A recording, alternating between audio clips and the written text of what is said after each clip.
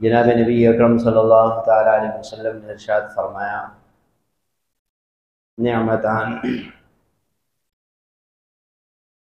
मक़बूलुन फ़ीहिमा कसीरुम मिनन नास।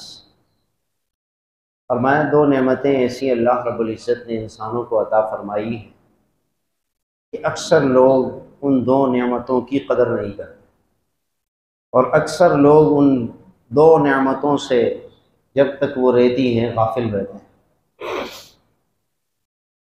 वो कौन सी नेमतें हैं? आपने फरमाया अस्सिहा वल फराग़। एक सेहत की नेमत है, एक फुर्सत की नेमत है। और ये ऐसी नेमतें हैं कि आदमी को जब मुयस्सर होती हैं तो वो उससे गाफिल होता है और जब ये छिन जाती हैं तो फिर परेशान होता है। सेहत अल्लाह रब्बुल इज़्ज़त की बहुत बड़ी नेमत है और इसी तरीके से फुर्सत भी अल्लाह रब्बुल इज़्ज़त की बहुत बड़ी नेमत है। आदमी ये सोचता है कि अब जवानी है, अभी बड़ा वक्त बाकी है, अब सेहत है, अभी बड़ा वक्त है, बड़े लम्हात हैं। लेकिन आप सब जानते हैं कि बीमारी बोल के नहीं आती और फुर्सत के लम्हात बोल के ख़त्म नहीं होते। आदमी इतना मसरूफ़ हो जाता है, इतना मसरूफ़ हो जाता है कि 2 रकात नमाज पढ़ने की फुर्सत नहीं होती। नबी अलैहिस्सलातु वस्सलाम अपनी उम्मत के बहुत ही ज़्यादा खैरख्वाह हैं, माँ बाप से भी ज़्यादा आपकी मोहब्बतें उम्मत के साथ। आप फरमाया करते थे कभी कभी कि तुम पतंगों की तरह जहन्नम की तरफ लपके जा रहे हो और मैं तुम्हें कमर से पकड़ पकड़ के जहन्नम की आग से बचा रहा हूँ। सुभान अल्लाह, आपकी कितनी ज़्यादा मोहब्बत है उम्मत के साथ कि आप दुनिया और आखिरत की नुकसान वाली चीज़ों से बंदे को बचा रहे हैं। इमाम गज़ाली रहमहुल्लाह फरमाते हैं कि 3 तरह के काम होते हैं। एक दुनिया और आखिरत के फ़ायदे के काम, कि उसमें दुनिया का भी फ़ायदा होता है और आखिरत का भी फ़ायदा होता है, नफ़ा ही नफ़ा। और एक किस्म के काम वो होते हैं कि जो दुनिया के एतबार से भी नुकसानदेह होते हैं और आखिरत के एतबार से। और तीसरे किस्म के जो काम होते हैं वो ऐसे काम आदमी मसरूफ़ होता है कि ना उसका दुनिया में कोई फ़ायदा होता है ना आखिरत में कोई फ़ायदा होता है। तो हज़रत फरमाया करते थे कि असल ये दूसरी किस्म भी नुकसान में शामिल है। जो किसी किस्म का फ़ायदा नहीं दे रहा है काम, तो वो नुकसान ही है। तो मालूम हुआ कि 2 ही किस्म के हैं, एक फ़ायदे वाले काम है, एक नुकसान वाले काम। और अपने वक्त को ज़ाया करना ये बहुत ही नुकसान वाला अमल है और ये कसरत के साथ हम इसमें मुब्तला है। एक बुजुर्ग ने अपना वाक़या लिखा है कि मुझे वक्त की कदर और कीमत का एहसास इस बात से हुआ कि मैं बाजार से गुजर रहा था और एक बच्चा बर्फ़ बेच रहा था और शोर मचा रहा था, लोगों इसको जल्दी जल्दी खरीद लो वरना तो मेरा सरमाया ज़ाया हो जाएगा। बड़ी अजीब बात है। लोगों को अपनी तरफ मुतवज्जे कर रहा था कि ये जो मेरे पास बर्फ का सरमाया है, अगर आपने नहीं खरीदा तो शाम और कल तक ये पिघल के ख़त्म हो जाएगा, मेरा सरमाया ख़त्म हो जाएगा। इंसान की ज़िंदगी की मिसाल भी बर्फ़ की तरह है, ये हर रोज़ कम हो रही है, लम्हा ब लम्हा बंदा कब्र के करीब हो रहा है।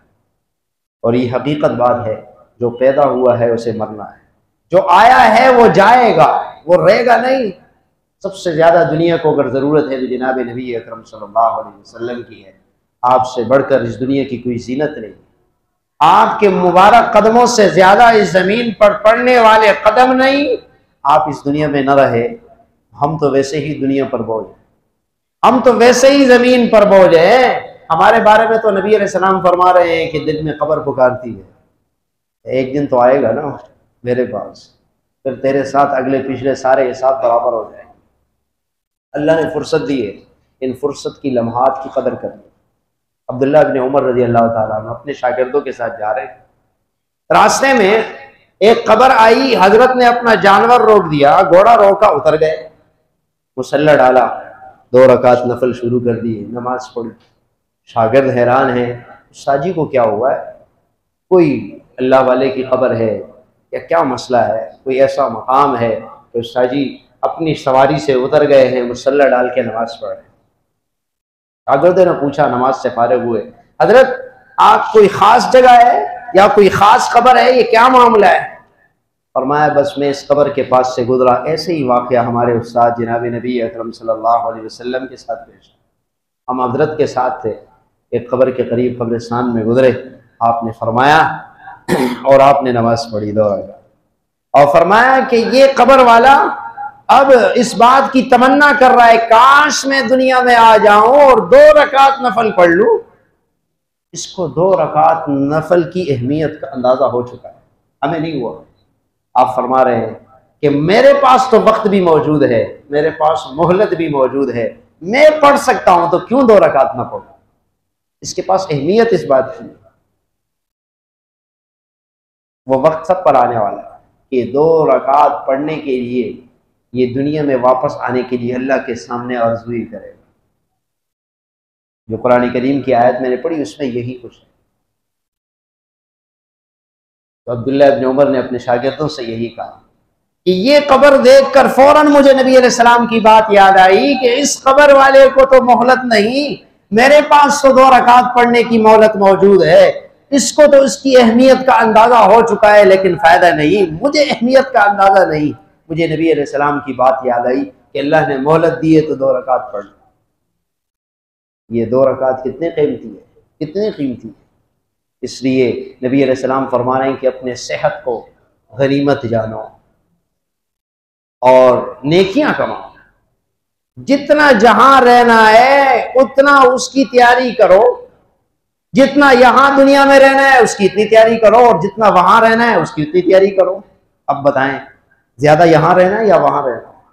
मुसलमान का तो अकीदा यही है कि वहां खरबे क्या खरबों के खरबों साल गुजर जाएंगे, अल्लाह रब्बुल इज्जत उस जिंदगी को खत्म ही नहीं फरमाएंगे।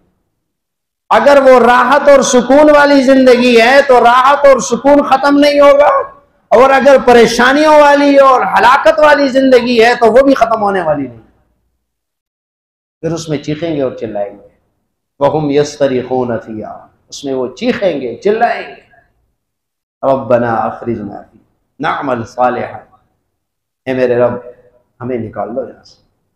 अब हम अमल करके आएंगे, नमाजें पढ़ के आएंगे, रोजा रख के आएंगे, सच बोल के आएंगे, खयानत से हमारी तौबा, झूठ से हमारी तौबा, गीबत से हमारी तौबा, हम सारे नेक काम करके आएंगे। दुनिया में हमें एक लम्हे के लिए भेज दे।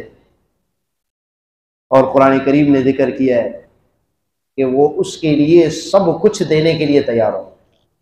फरमाया अल्लाह रब्बुल इज्जत ने कि दुनिया भर कर, आसमान और जमीन भर कर वो फिदिया देने के लिए तैयार होंगे कि अल्लाह ये सब कुछ ले लो, इतना सोना, इतना चांदी, इतने माल और असबाब जो आसमान और जमीन के दरमियान में आ सकता है, ये हमसे फिदिया ले लो और हमें वापस दुनिया में भेज दो, हम नेक अमल करके तेरे सामने हाजिर हो जाए।